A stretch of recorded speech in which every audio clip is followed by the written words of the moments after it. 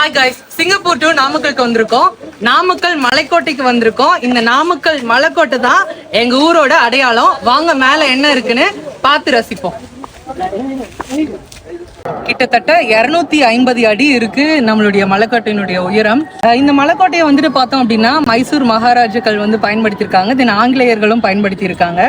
அவ்வளவு பெருமை வாய்ந்தது நம்மளுடைய மலைக்கோட்டை. மேல ஒரு மசூதி இருக்கு, அதை நம்ம போய் பார்க்க போறோம். ஒரே ஒரு மலைக்கோட்டை, ஆனா 3 விஷயம் இருக்கு.